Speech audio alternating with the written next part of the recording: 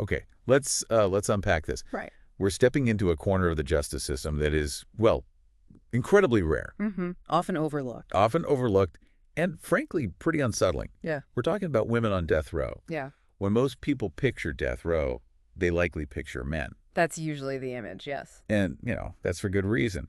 As of April 2025, out of a total death row population of 2,067 people in the U.S., Okay.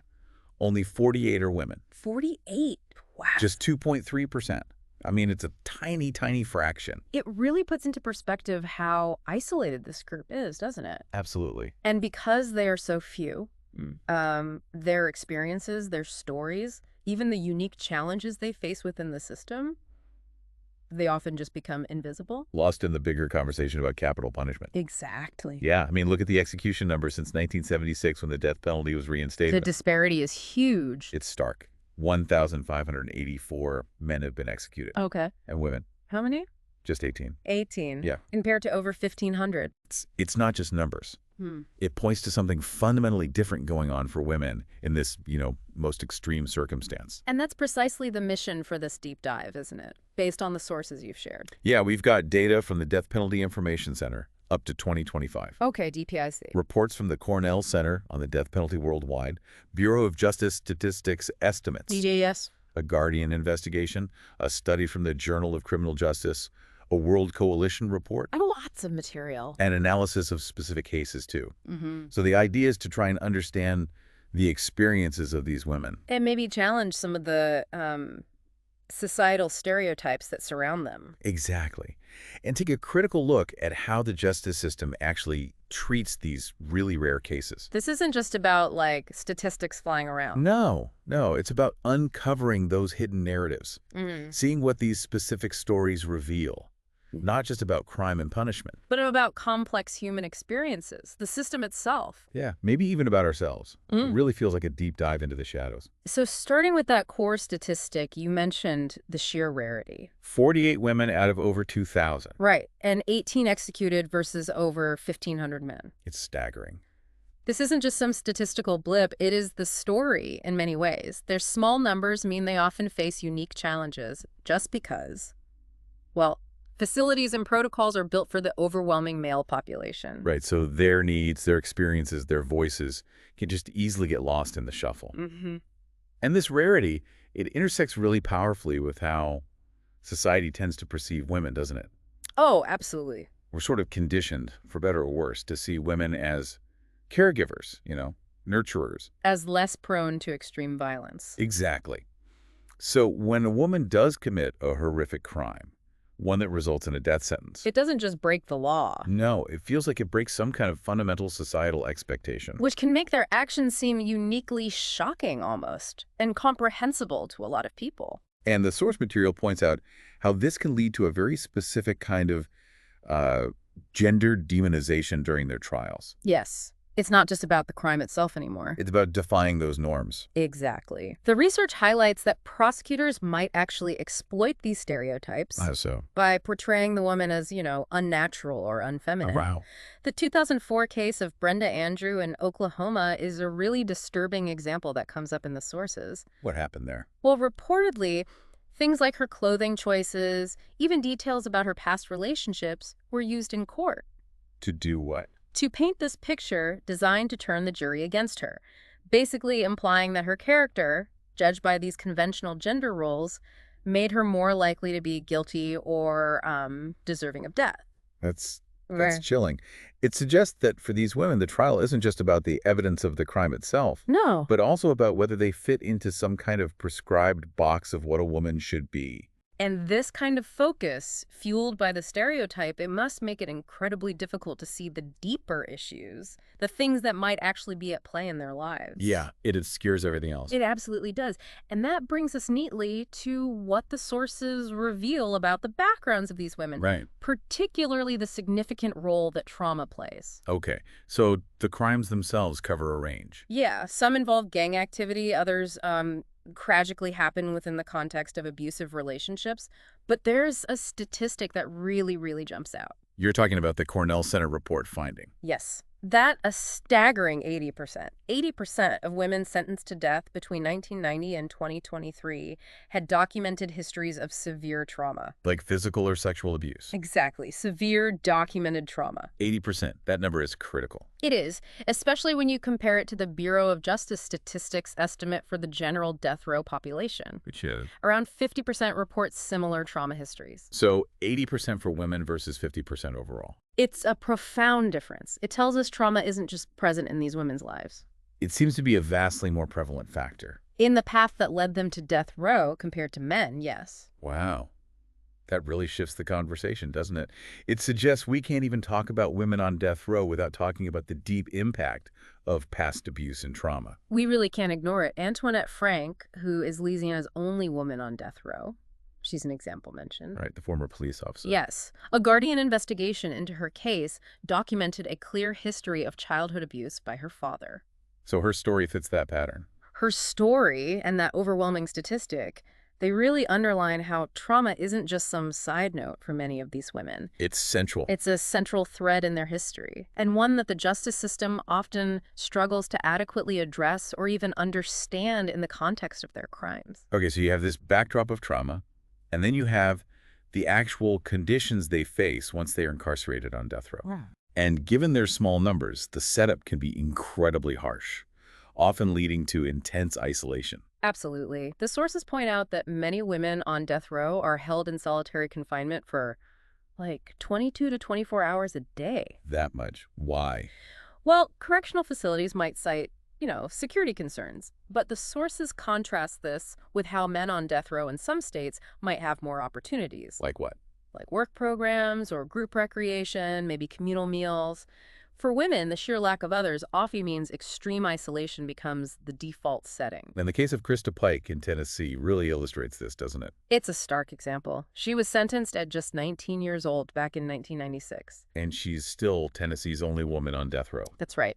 And her recent legal settlement in 2024 really brought attention to her conditions. Widower. Nearly 30 years in solitary confinement, reportedly in a tiny 7 by 12-foot cell with minimal human contact. 30 years. Her attorneys have described these conditions as cruel and psychologically damaging. I can only imagine. And the impact of prolonged solitary confinement on mental health is, it's well documented. It must be devastating. It can exacerbate existing conditions or create new ones. And there's that statistic that over 10% of death row inmates already have a serious mental illness. Which is significantly higher than the general population. Right. So for women who we've just established have these higher rates of trauma histories, this intense isolation can be particularly devastating. It just compounds everything. Okay, this all brings us to a really complex question then. Is there gender bias in the sentencing itself? I mean, we see very few women executed, right? Only 18. Right. And there's that study suggesting they're less likely to even receive a death sentence in the first place. Yeah, the Journal of Criminal Justice study from 2024. So does that mean they just receive more leniency? Or is there something else going on here? It's definitely not straightforward. The low execution numbers do raise that question of leniency. 18 versus over 1,500 men is a huge gap. It is. And that study you mentioned found women are indeed about 30% less likely than men to get a death sentence for similar crimes. Okay, and why might that be? Did the study suggest reasons? It posited that maybe juries perceive women as less physically threatening, or perhaps less capable of certain types of brutal crimes. Okay, that makes some sense.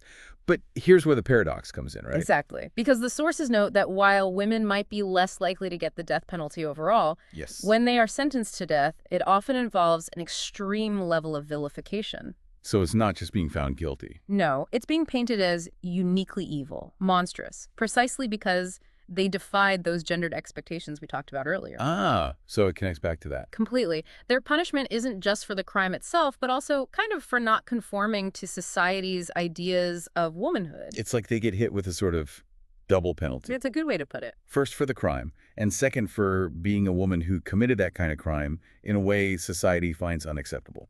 And this complexity, it increases even further when we start thinking about transgender women on death row.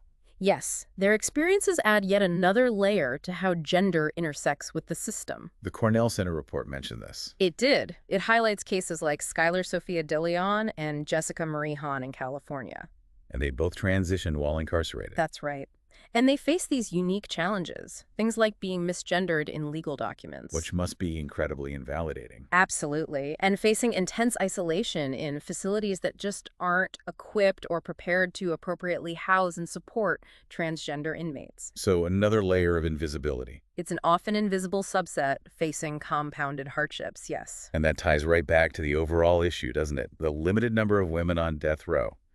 It directly contributes to a lack of research. A lack of tailored resources. And ultimately, just a lack of public awareness about their specific situations. And that lack of visibility, it has really serious consequences, including potentially increasing the risk of wrongful convictions. Which brings us to the story of Sabrina Butler-Smith. Such a powerful and, frankly, tragic example. She was only 17 years old when she was wrongfully convicted for the death of her infant son in Mississippi. 17. Spent nearly 3 years on death row 3 years under sentence of death. before being exonerated in 1992. And it was medical evidence that finally proved her son died from an underlying medical condition, not from abuse. Her case, which the Death Penalty Information Center shares, it just starkly illustrates the critical need for rigorous scrutiny in all these cases. Especially when cases involving women might receive less public attention. Or be under-resourced compared to, say, high-profile male cases. The risk of errors or just an inadequate defense, it increases. The sources also touched on other systemic factors that might disproportionately affect women on death row, right? Like educational gaps. Yeah, that was mentioned. While many people on death row lack a high school diploma, the disruption to schooling might be even more pronounced for women, potentially due to those pasts marked by abuse or poverty or just unstable home environments, things that pull them out of school earlier. Right. And there are significant data gaps, too, you said. Yes, particularly regarding transgender and gender nonconforming individuals within the prison system generally, and specifically on death row. The World Coalition report noted that. Yes, that this lack of specific data makes it harder to even understand the scope of the issues they face, let alone advocate for change. We just don't have the full picture. So, okay, stepping back from all of this, all these details, it really challenges those simplistic narratives you sometimes hear. The ones that paint women on death row as either, pure monsters or pure victims. Yeah, it's clearly not that simple. It absolutely isn't. The picture is far more complex. The disparities in their numbers, the prevalence of trauma in their histories, the harshness of their conditions. The potential for gender bias and how they're perceived and sentenced. None of that seems random. It seems clearly shaped by these intertwined factors: societal expectations, individual trauma, and the systemic workings of the justice system itself. It's also interesting to note that the overall death penalty population in the U.S. has actually declined since its peak around the year 2000. Right, down from over 3,600 then to the 2,067 we see today in 2025. So that reflects a broader, maybe growing unease with capital punishment in general. It seems to. But as the sources highlight, women's cases often remain this kind of blind spot within that broader conversation. So even as things change overall, their specific situation might not be getting the same attention. That seems to be the concern. While there have been some reforms like Oregon's 2022 commutation of 17 death sentences, which impacted their only female death row inmate at the time. Okay. Systemic changes that specifically address the harsh conditions or the potential biases faced uniquely by women seem to lag behind. So as we kind of wrap up this deep dive, it feels clear that the experiences of women on death row, even though they represent such a very small number, They're absolutely crucial. yeah, crucial to understanding the full picture of the capital punishment system. Their stories marked by profound trauma, systemic biases, often brutal conditions of isolation, the risk of wrongful conviction. They really force us to challenge our assumptions, don't they? About crime, about justice, and definitely about how gender plays a role in the most extreme outcomes. Cases like Antoinette Frank's history of abuse. Krista Pike's decades in solitary confinement. And Sabrina Butler-Smith's exoneration. They serve as these powerful individual illustrations of these complex systemic issues. They really reveal aspects of the system that are deeply flawed. And they highlight the need for, well, greater scrutiny, potentially more compassionate responses to trauma, and certainly a closer examination of implicit biases. It really encourages us, I think. Yeah. Encourages you as listeners to look beyond just the headlines. And think about what these specific, often hidden stories tell us about justice, the heavy weight of societal expectations, and I guess what it truly means to grapple with human behavior and its consequences. Oh. And, you know, if diving deep into complex topics like this is something you appreciate, something you find valuable, Mm-hmm. you might also enjoy subscribing to Mind Expansion Daily.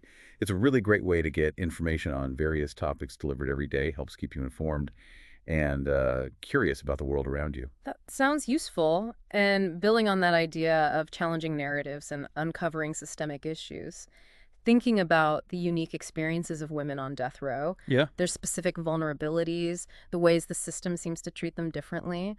What does all this suggest about the possibility of achieving true gender equality within the justice system itself? You mean beyond just crime rates? Right. Exactly. In every stage, from arrest to sentencing, even the conditions of incarceration, can we have real equality there when these disparities exist? It leaves you with a lot to ponder.